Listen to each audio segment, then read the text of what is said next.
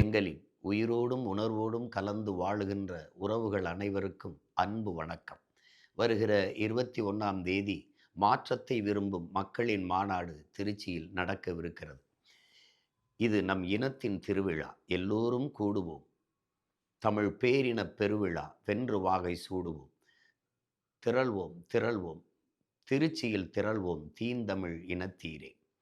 இந்த மாற்றத்திற்கான மாபெரும் மக்கள் மாநாட்டிற்கு உங்கள் அன்பு பிள்ளைகள் அதை நடத்துவதற்கு மிகுந்த நிதி நெருக்கடியில் இருக்கிறோம். எப்போதும் நீங்கள் திரள் நிதி திரட்சியில் தந்து உதவுகிற அந்த நிதியின் வலிமையை கொண்டுதான் இந்த நாம் தமிழர் என்கிற அரசியல் பேரியக்கம் நகர்ந்து கொண்டிருக்கிறது, முன்னேறி கொண்டிருக்கிறது. எப்போதும் போல இம்முறையும் இந்த மாநாட்டிற்கு நிதி உதவி செய்து உங்கள் பிள்ளைகளின் கைகளை வலிமைப்படுத்த வேண்டும் என்று உங்கள் அன்பு மகன் உரிமையோடும் உறவோடும் உணர்வோடும் வேண்டி கேட்டுக்கொள்கிறேன். நன்றி, வணக்கம். புரட்சி எப்போதும் வெல்லும். நம் வெற்றி நாளை அதை சொல்லும். நம் இலக்கு ஒன்றுதான், இனத்தின் விடுதலை. இனம் ஒன்றாவோம், இலக்கை வென்றாவோம், நாம் தமிழர். மீண்டும் உங்களை சந்திப்பதில் மிக்க மகிழ்ச்சி. அரசியலை பொறுத்த வரைக்கும் எப்போவுமே நம்மளோட பலத்தையும் பயன்படுத்தணும், எதிரியோட பலவீனத்தையும் பயன்படுத்திக்கணும். அப்போ தான் வெற்றியை எளிதில் அடைய முடியும். அதுக்கு ஒரு எடுத்துக்காட்டாக நீங்கள் பார்த்தீங்கன்னா, தமிழ்நாட்டில் திமுக கையில் தான் இப்போ ஆட்சி இருக்குது. திமுக கையில் நிறைய பலங்களும் இருக்குது. திமுக கிட்ட இருக்கக்கூடிய பலங்கள் என்னென்னா, கையில் இருக்கக்கூடிய ஆட்சி அதிகாரம், கூட்டணி பலம், அதுக்கப்புறம் பணபலம், பொருளாதாரம். அதை வச்சு அவங்க என்ன வேணால் விலை கொடுத்து வாங்கிடலாம். இருக்கிற ஊடகங்கள், இருக்கிற சமூக செயல்பாட்டாளர்கள், இருக்கிற பத்திரிகையாளர்கள், இந்த மாதிரி பல்வேறு விதமாக அவங்க காசுகள் பாயுது. அடிமட்ட வரைக்கும் பல இன்ஸ்டிடியூஷன்ஸை விலைக்கு வாங்க முடியுது, பல சாதி சங்கங்களை விலைக்கு வாங்க முடியுது. இந்த பூமியில் காசை கொடுத்து என்னென்ன வாங்க முடியுமோ அவ்வளோத்தையும் விலைக்கு வாங்கிடுறாங்க திமுக. இதுதான் அவங்க கிட்ட இருக்க பலம். ஆனால் இதை மட்டும்தான் பயன்படுத்துகிறாங்களா தேர்தல் களத்துலன்னு பார்த்தா இல்லை.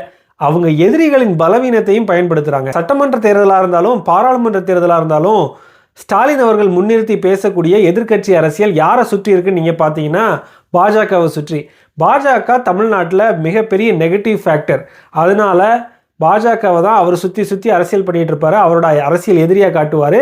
அதிமுகவுக்கு அந்தளவு இம்பார்ட்டன்ஸ் கொடுக்க மாட்டார். அதிமுக கூட பாஜக கூட்டணியில் இருக்கிறதுனாலேயே அது மிகப்பெரிய பலவீனமாக இருக்குது அதிமுகவுக்கு. அதை தனக்கு சாதகமாக எப்படி பயன்படுத்திக்கிறாருன்னு நீங்கள் பார்த்தீங்கனாலேயே எப்படி ஒரு தேர்ந்த அரசியல்வாதி எதிரிகளின் பலவீனத்தை தனக்கு சாதகமாக பயன்படுத்தி வெற்றி பெறுவார் அப்படிங்கிறதுக்கு ஸ்டாலின் அவர்கள் ஒரு நல்ல எடுத்துக்காட்டு. இதே மாதிரி நாம் தமிழர் கட்சி நீங்கள் பார்த்தீங்க அப்படின்னா, நாம் தமிழர் கட்சிக்கு இருக்கக்கூடிய மிகப்பெரிய பலம் கொள்கை உறுதி, தன்னலமற்ற தொண்டர்கள், தன்னலமற்ற தலைவர், அதே மாதிரி உலகத்தில் இருக்கக்கூடிய அனைத்து தமிழர்களின் எதிர்பார்ப்பும் ஆதரவும். இது எல்லாம் நாம் தமிழர் கட்சிக்கு மிகப்பெரிய பலம். நாம் தமிழர் கட்சிக்கு இருக்கக்கூடிய பலவீனம் என்னன்னு பார்த்தீங்கன்னா, நமக்கு பொருளாதார பலம் கிடையாது, அதே மாதிரி ஊடக வலிமையும் அந்த அளவுக்கு கிடையாது. இதை ரெண்டையும் நமக்கு எதிராக பயன்படுத்தி என்ன பண்ணுவாங்க அப்படின்னா, நமக்கு எதிரான அவதூறு கருத்துக்களை எந்த அளவுக்கு ஊடகங்களில் வெளிச்சம் போட்டு காட்ட முடியுமோ அந்த அளவுக்கு அதுக்கு வெளிச்சம் கொடுத்து அவதூறுகளை பரப்புவாங்க. அதுக்கு பதில் சொல்கிறதுக்கு நமக்கு அந்த அளவுக்கு ஊடக வெளிச்சமும் பொருளாதாரத்தை அதை நோக்கி செலவு பண்ணக்கூடிய வலிமையும் நாம் தமிழர் கட்சிக்கு இருக்காது. நாம் தமிழர் கட்சி முழுக்க அதோட பொருளாதாரத்தை எப்படி ஈட்டுது அப்படின்னா கிரவுட் ஃபண்டிங் மூலமாக தான். இதை தான் தமிழர் திரள் நிதி அப்படின்னு சொல்கிறோம். நாம் தமிழர் கட்சி எடுக்கக்கூடிய ஒவ்வொரு முன்னெடுப்புகளும், இப்போ நடக்க போகிற மாற்றத்துக்கான மக்களின் மாநாடு உட்பட எல்லாமே கிரவுட் ஃபண்டிங் மூலமாக தான் அந்த பொருளாதாரம் ஈட்டப்படுது. இது முன்னாடி கம்யூனிஸ்ட் கட்சி உண்டியலேந்தி செஞ்ச முறையை தான் இப்போ டிஜிட்டல் முறையில் நாம் தமிழர் கட்சி செஞ்சுக்கிட்டு இருக்கு.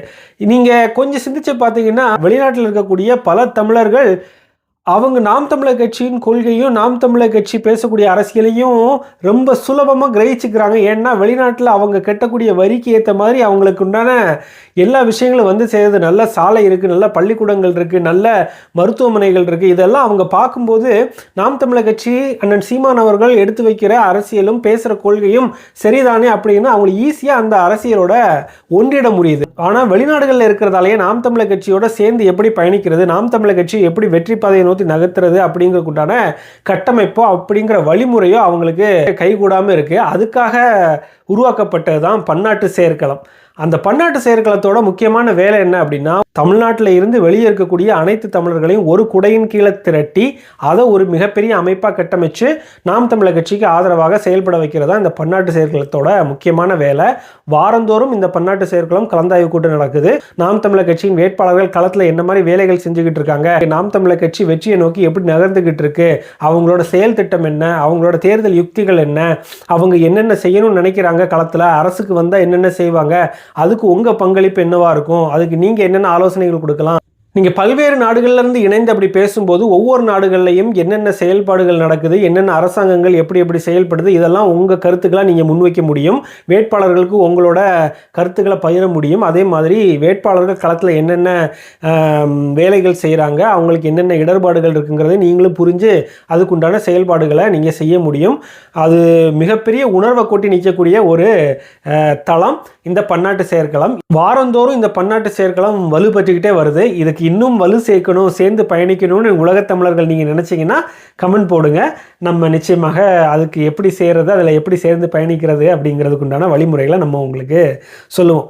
அடுத்த கட்டமாக இந்த 2026 தேர்தலை பொறுத்த வரைக்கும் நாம் தமிழர் கட்சிக்கு சாதகமான பல அரசியல் நிகழ்வுகள் தமிழ்நாட்டில் அண்மையில் நடந்து வருது.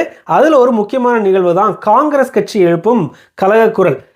திமுக கட்சி காங்கிரஸ் கட்சியை விடுறதுக்கு மனசு இல்லை. அதே மாதிரி காங்கிரஸ் கட்சிக்கும் திமுக கட்சி இல்லாமல் இன்னொரு ஆப்ஷன் புதுசாக உருவாகிறதுனால திமுக இந்த இடத்துல கொஞ்சம் தடுமாறி தான் இருக்காங்க. இந்த மாதிரி நமக்கு எதிரிகளின் கூடாரம் கொஞ்சம் கலகலத்து போயிருக்கிறது நாம் தமிழர் கட்சிக்கு மிகப்பெரிய ஒரு சாதகமான விஷயம் இந்த 2026 தேர்தலை பொறுத்த வரைக்கும்.